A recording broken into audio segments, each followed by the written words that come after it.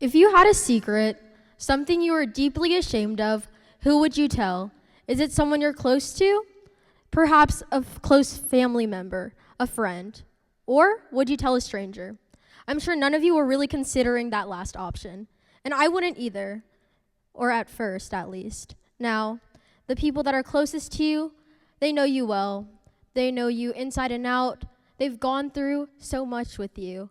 And when you want to look for their advice, unfortunately, it can oftentimes be unintentionally biased.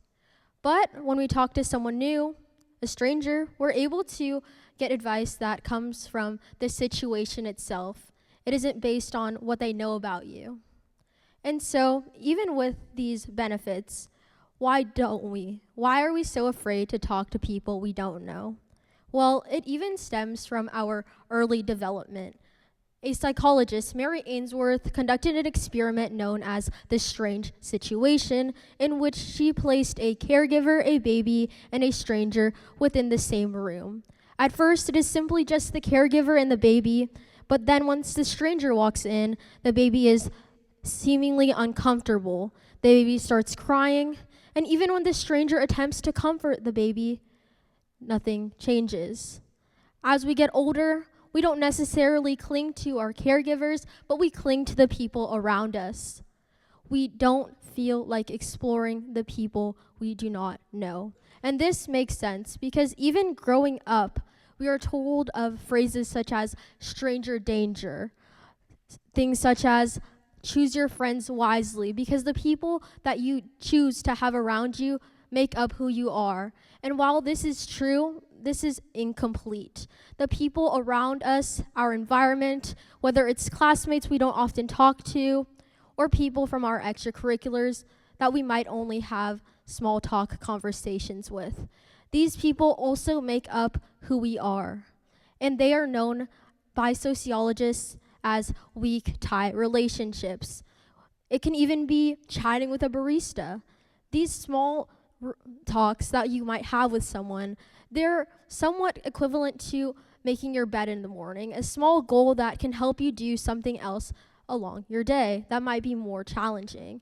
These small conversations allow you to maybe face something that might be more difficult in your day. I know in my personal experience, even coming to Redondo in the first place, I had a lot of these small talk conversations in our local Starbucks that is very crowded, but I'd say is filled with so many people that I have gotten to know, even from these small conversations, whether it's from talking about classes, catching up with people I might not even see in my daily schedule at school.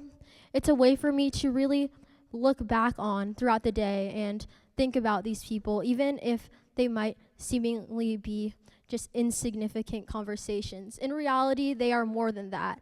These weak tie relationships are shown to be directly correlated with our daily happiness. Not just our close relationships have benefits in our lives. And even so, why do we still not go outside our comfort zones?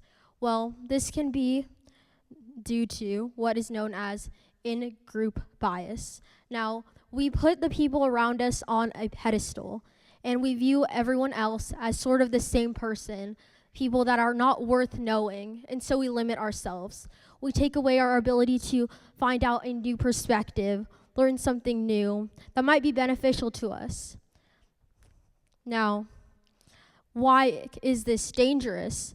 For some people that can't cling onto the groups of friends that they've made along the way and have seen everyone else's sort of uncomfortable. They haven't had pleasant experiences. They're too afraid to go outside their usual group. This can lead to effects such as lacking social connection, which has been seen by the U.S. Surgeon General as even more harmful than smoking 15 cigarettes a day. This is where talking to new people, talking to strangers is able to help us not only learn something new, but feel better about ourselves on a daily basis. In our stage as adolescents, as Erik Erikson describes it as identity versus role confusion, we are unsure of what we want to do in the future. We might look at our friends and see how put together they are and might feel self-conscious. Oftentimes in this stage, we might be facing new spaces, whether it's a new job, a new internship, or another area with a whole new pool of people. And even if we haven't experienced this new group of people yet, we will, whether it's in college or beyond. I know in my own personal experience, I've been part of a political campaign recently, and talking to strangers is basically what you do in this job, going from door to door, talking to people that might not be that pleasant. And so, even in this, talking to strangers allows you to learn more about your environment and yourself, even if it is difficult. And so, in closing, I would just like to go back to the beginning.